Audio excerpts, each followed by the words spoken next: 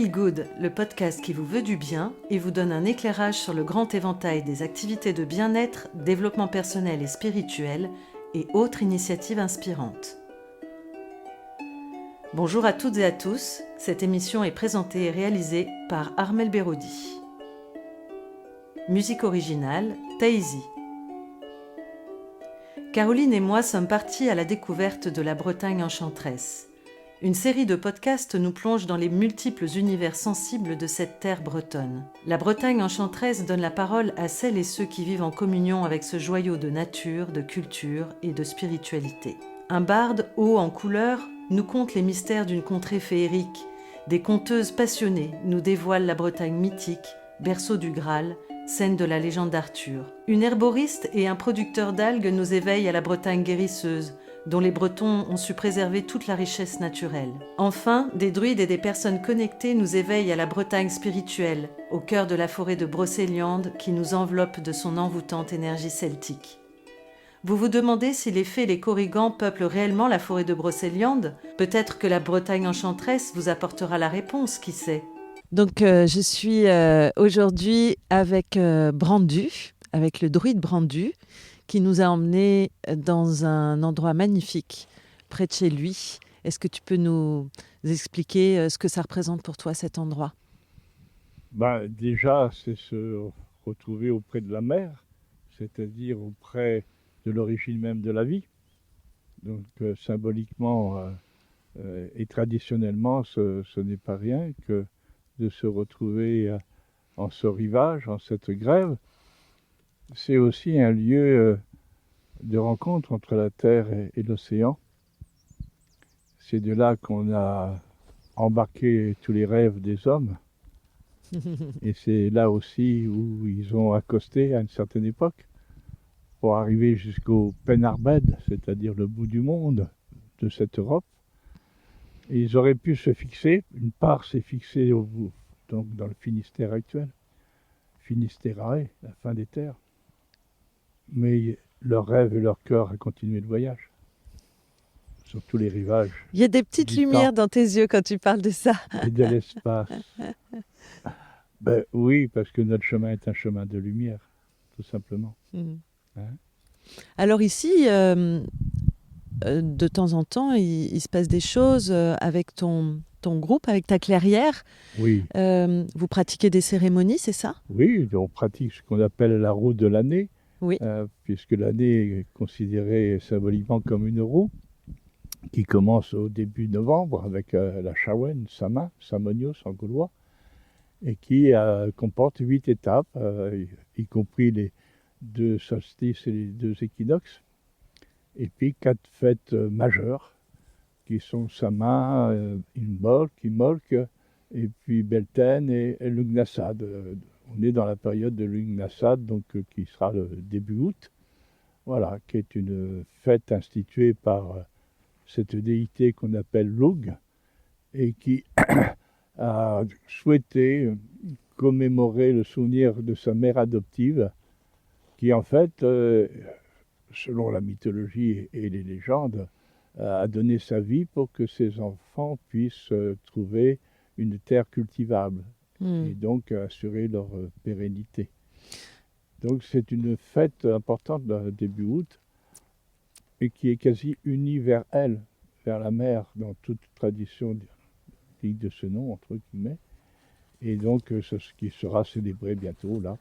Et c'est un lieu effectivement qui est un peu à l'écart des grands passages, tout simplement parce qu'il y a ce retour à forme d'ensauvagement. Le sauvage, en fait, si on retient le dictionnaire et sa définition, ça vient de Silvacus, c'est-à-dire du bas latin qui a donné Silva, la forêt. Donc le sauvage, c'est un être de la forêt. Bon, c'est un peu d'actualité par rapport à ce qu'on parle d'ensauvagement, d'une façon assez péjorative, mais voilà, pour rétablir parfois les sources et les racines d'une certaine forme de vérité. Donc, c'est un lieu privilégié pour pouvoir de nouveau assurer cette connexion entre la terre et le ciel, ce qu'on appelle une relation, et ce qui deviendra une religion, laquelle n'étant que la mise en pratique d'un esprit, donc d'un fond, d'un anima, d'un principe et d'une essence. Ce qu'on n'a pas forcément bien compris, puisque on a bien souvent une préséance du mot religion sur le mot spiritualité, et ce qui provoque pas mal de problématiques et parfois très sérieuses. Tu Voilà. considères que la druidité ou le druidisme, c'est une religion? C'est d'abord une pensée spirituelle, philosophique, culturelle, sociale, traditionnelle, qui pratique des rites et des cérémonies qui sont la mise en forme de ce que l'anima, le principe, l'essence, le fond, induit et inspire pour assurer cette connexion. Pourquoi les êtres humains ont besoin de rituels? Simplement, peut-être pour se reconnecter au principe et au sens du sacré lui-même. Parce qu'on ne trouve pas des rites que dans la druidité. On le Absolument trouve pas. Mais dans la plupart. c'est la façon, effectivement, c'est aussi un outil de relationnel. Quand l'amour nous fait, nous sommes dans un rite. Nous célébrons. Nous avons effectivement une forme de cérémonie. Ça implique effectivement une pratique, et dans cette pratique, l'offrande et le don, qui sont les vecteurs essentiels, essence du ciel, de toute relation. Alors et dans toutes les offrandes que nous pouvons faire et qui sont faites dans toute tradition, la plus importante des offrandes, c'est nous-mêmes. Tu parles d'outils, alors il en existe de nombreux dans le druidisme. Donc il y a ces rituels, mais il y a aussi d'autres choses. Tu peux nous en parler un peu plus? Quand par exemple, vous organisez des cérémonies, ça s'appuie sur quoi? Tout d'abord, déjà, en référence à tout ce que nous pouvons avoir de données et d'informations sur ces périodes-là, c'est-à-dire les témoignages, notamment des auteurs grecs et romains, même s'il faut y mettre parfois un petit peu disons, une attitude suspecte parfois, parce que c'est pas toujours, si tu veux, des données fiables. Mais en tout cas, on possède un certain nombre d'éléments de témoignages sur les rites pratiqués à ces époques, notamment sur le rite de la cueillette du gui, même si l'observateur qui n'est pas au fait de la pensée celtique ne comprend pas tout ce qu'il explique.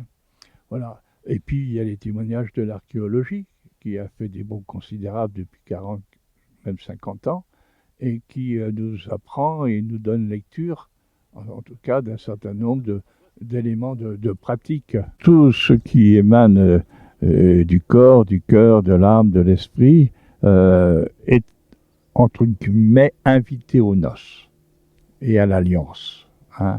Rien n'est exclu. Et quand je dis le corps, c'est tous les sens sont convoqués. Donc c'est l'expression totale d'une plénitude dans l'offrande et le don. C'est de l'amour, tout simplement.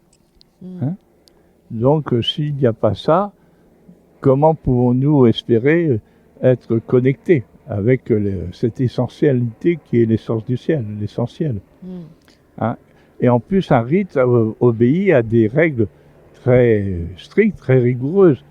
C'est un peu comme un poste de transistor.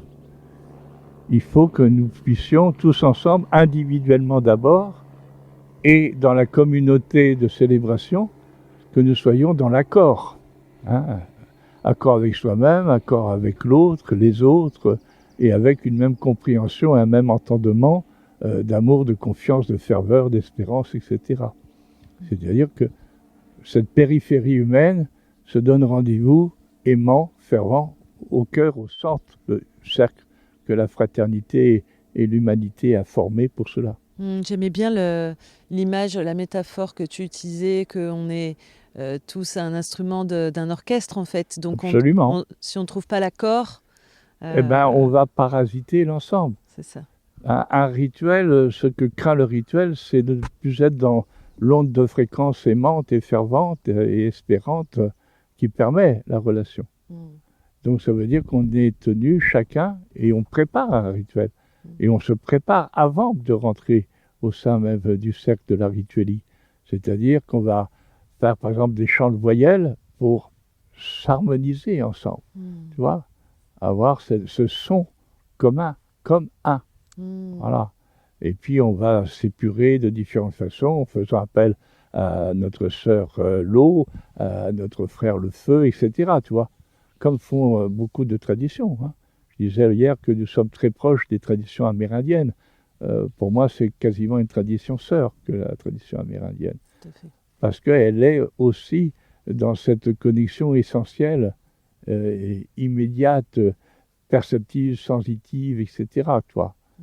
Donc, le transistor étant réglé sur l'onde de fréquence, eh ben, on se conjoint à la musique des sphères ou à la danse de l'univers, tout simplement. Donc, on va avoir une attention importante à ce que ces réglages soient correctement mis en place, d'abord au point de vue horizontal, terrestre, donc entre nous, hein, que le cercle soit dans cette harmonie, dans cet équilibre et dans cette cohérence et cette compréhension comme une, et à partir du cercle formé et du cœur, hein, du cœur ou du sein du cercle, instaurer cette connexion verticale et créer cette conjonction entre le vertical et l'horizontal à travers effectivement ce que nous sommes appelés, entre guillemets, à vivre et à partager. Alors, dans ces circonstances-là, quelle est la fonction exacte du druide ? Le druide, il a déjà en charge la préparation de la cérémonie, donc de structurer les bases, de rappeler les éléments historiques, symboliques, mythologiques ou archétypaux qui font que cette cérémonie est celle-ci et qu'elle prend source et racine à travers telles données, telles informations. Et des données et des informations qui vont être aussi actualisées, adaptées à notre époque et aussi à notre évolution, entre guillemets, hein, de façon à ce que ce soit compréhensible dans un entendement qui est commun à tous et à toutes. Donc il y a déjà cette préparation du rituel. D'accord. Et cette préparation, elle va être après associée à tous ceux qui vont être invités à ces noces. Donc je complète, entre guillemets, ou le druide complète cette préparation qu'il fait seul, avec la participation des futurs invités ou célébrants. Voilà, de façon à ce que chacun comprenne, participe et apporte aussi son sentiment.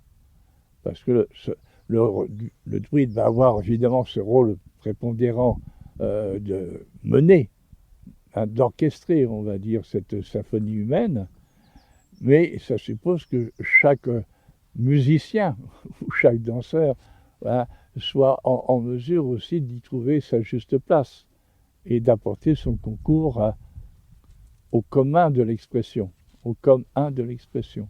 Hein.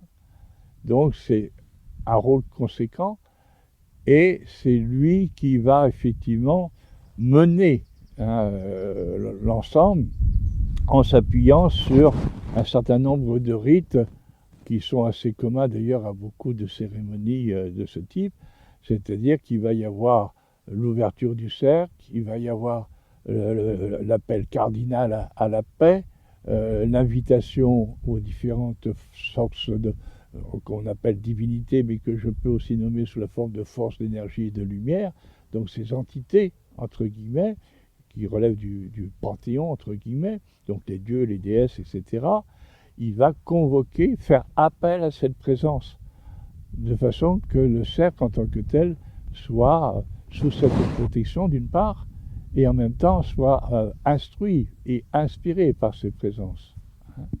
Donc c'est un appel à l'univers en quelque sorte. Est-ce qu'on peut dire que le druide a la même fonction que par exemple qu'un prêtre lors d'une messe, qu'il canalise ses énergies pour les transmettre à l'assistance ? Oui, il y aura des nuances, mais en tout cas, un sacerdote, c'est un sacerdote, et un prêtre, c'est un prêtre, et un druide, c'est exactement la même chose, puisque c'est un intermédiaire, entre guillemets, entre le ciel et la terre et entre la terre et le ciel. Hein. C'est un arbre de sagesse, hein, à travers laquelle la sève du ciel et la sève des racines se conjoignent. D'accord. Hein, voilà, pour qu'il y ait effectivement tout simplement cette fructification et cette croissance qui est quasi arbustive quelque part, enfin une arborescence d'amour, quoi. Est-ce que c'est lui du coup qui est au carrefour de la verticalité, de l'horizontalité pour permettre cette harmonie? C'est aussi le médiateur. Il se positionne au plan médian, hein, au plan intermédiaire entre ces différents niveaux. Et donc il assure cette communication, il assure le passage. Il s'assure que le passage est possible. Hein, et il s'assure que la relation est bien instaurée. Et comme je disais, que la communauté est bien sur la fréquence nécessaire à ce que la connexion se fasse. Voilà. C'est un rôle difficile. Et oui. Mais effectivement, un prêtre aussi est intermédiaire entre le ciel et la terre et médiateur. Hein. Tout sacerdote, c'est la base du sacerdoce d'ailleurs. Alors justement, ça m'intéresse de savoir comment on arrive à ce sacerdoce, en combien d'années? Est-ce qu'il y a des épreuves? Est-ce qu'il y a des choses à passer? Est-ce que c'est... voilà, est-ce qu'il y a des examens? Être druide, c'est aussi un métier, donc qui nécessite tout un ensemble d'apprentissages. On sait dans les textes anciens qu'il fallait 20 ans d'études. C'était en gros bac plus 5 pour pouvoir assurer cette fonction. Et commencer seulement à assurer cette fonction au service de la communauté qui nous échoit alors. Donc déjà, ça suppose un effort assez conséquent d'investissement. C'est un engagement quotidien parce que tu as des pratiques quotidiennes. Oui, quand je dis 20 ans d'études, c'était pas avec des vacances scolaires, quoi. Hein. C'est au quotidien de l'existence, et de nuit comme de jour, et puis voilà. Et en même temps, c'est tellement multidisciplinaire qu'on comprend ce temps d'études très très long, parce que ça touche toute l'activité humaine. Hein. Le druide n'est pas seulement un sacerdote, mais c'est aussi un enseignant, c'est aussi un pédagogue, ça peut être aussi un médecin, ça peut être aussi un diplomate, ça peut être un juriste. Donc ça touche énormément de domaines, ça peut être un historien, un généalogiste, etc. etc. Toute l'activité humaine est brassée par la fonction druidique. Alors, peut-être à l'image aussi du Dagda, qui est Dagodebos, on dit en gaulois, mais qui est une entité qui est le dieu des druides en quelque sorte. Hein. Donc l'exemple à suivre associé à Lug, dont on va fêter bientôt la Lug Nassad, qu'on dit et qu'on parle de Salmidanar, c'est-à-dire de polytechnicien. Donc ce sont des exemples majeurs de connaissance, pas seulement de savoir. Hein. Le savoir n'est que le savoir, mais le savoir transformé en expérience devient une connaissance, et une expérience et une maîtrise après. Hein. Et donc il y a ces modèles-là qui sont des modèles très stimulants, très gratifiants, qui invitent chaque druide ou chaque druidesse à faire tous les efforts, tous les investissements pour parfaire sa connaissance et pour en avoir la maîtrise, puis la capacité de l'enseigner pédagogiquement.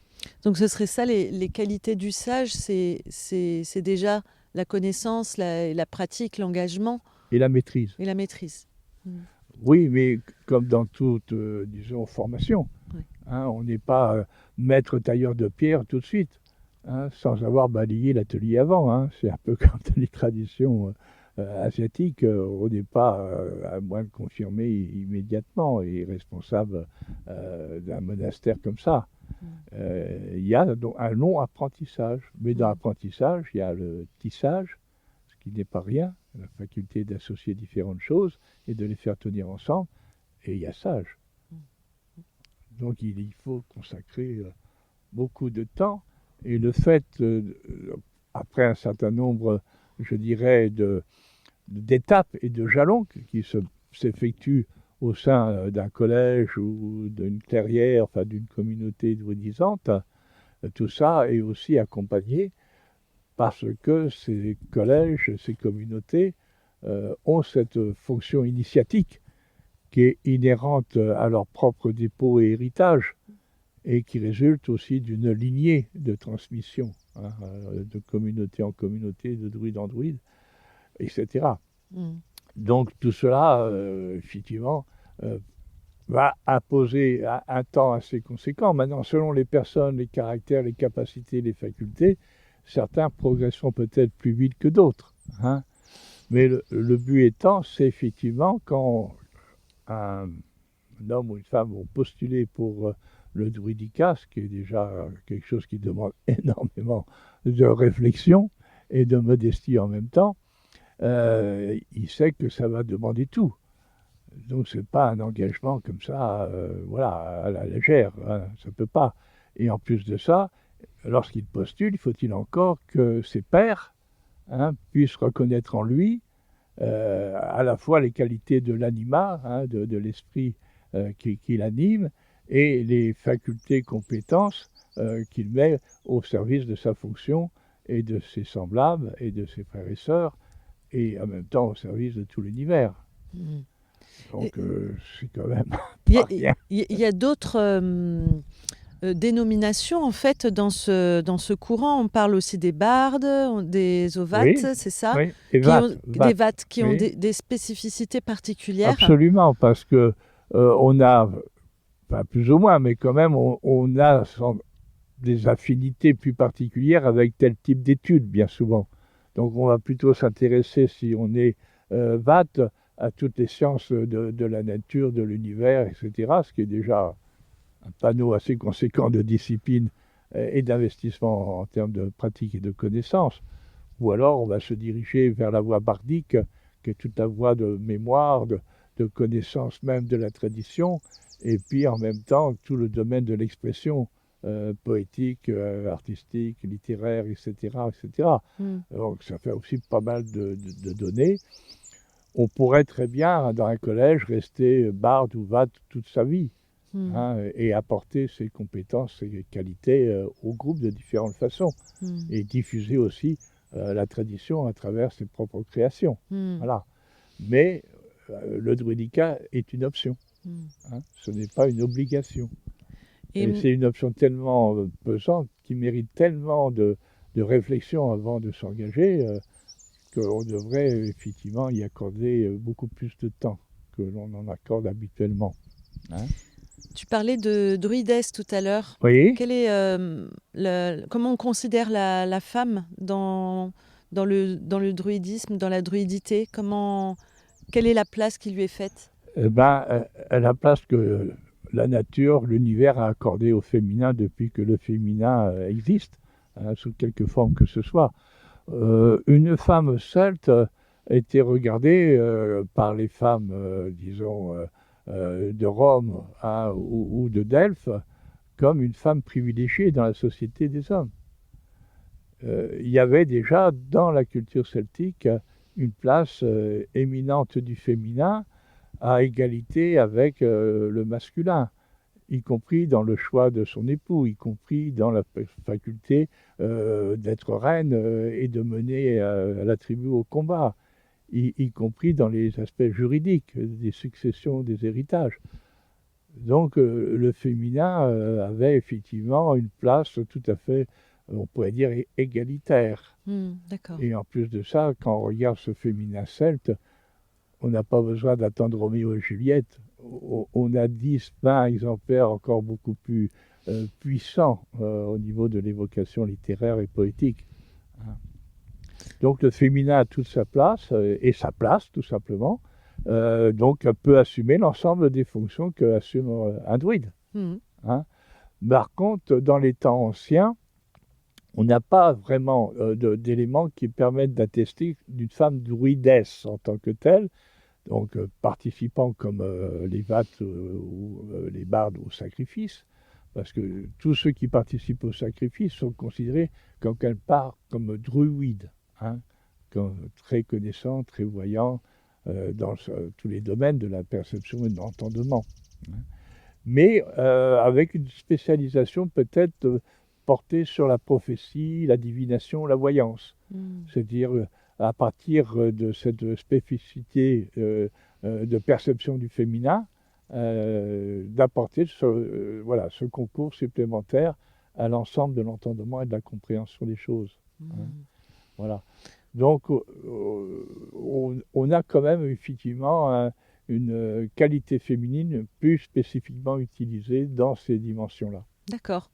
Et j'ai lu dans un livre, ça m'a assez étonnée, j'aimerais avoir ton avis là-dessus, que les homosexuels étaient considérés comme des personnes qui s'étaient trompées de corps et donc elles ne pouvaient pas accéder au druidicats. Ah bon? Oui. J'ai lu des choses. Qu'est-ce que tu en penses? D'abord, on a très très peu d'éléments. On dispose de peu d'éléments.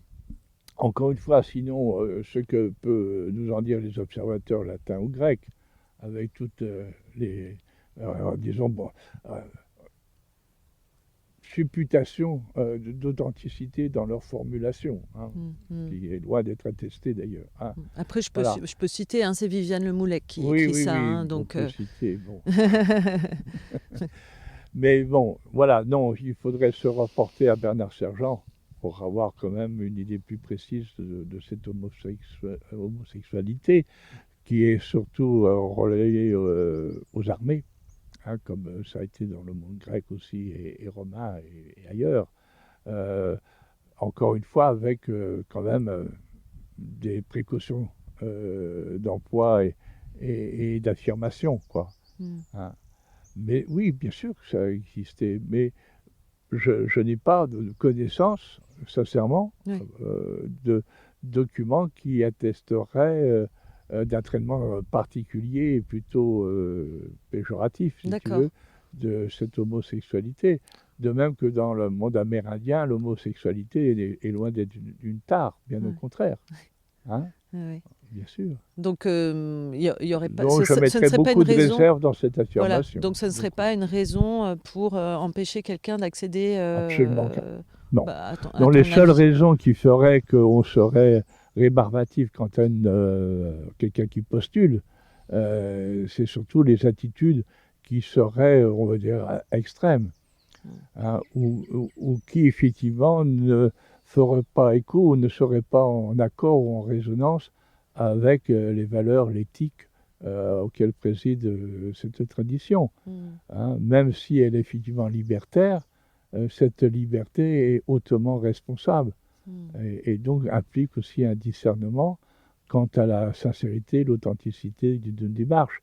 Cher Brandu, merci beaucoup pour ce partage qui nous éclaire sur ta démarche, sur ton parcours et sur ce que c'est que cet état de druidité. Merci beaucoup. L'échange, le partage et la rencontre forment ce qu'on appelle le sel de l'existence. Hein, voilà, on ne peut pas avoir une meilleure conclusion que celle-ci. Exactement. Merci. Merci à toutes et à tous pour votre écoute. À bientôt dans une prochaine émission I Feel Good. Pour aller plus loin, rendez-vous sur la page Facebook de l'émission I Feel Good 888 ou sur mon site internet armelberodi.fr. Ce podcast est disponible sur vos plateformes préférées, Apple Podcast, Deezer, Spotify, Google Podcast, YouTube. Ces informations sont données à titre indicatif et ne se substituent à aucun conseil médical. Avant toute expérimentation, prenez l'avis de votre médecin.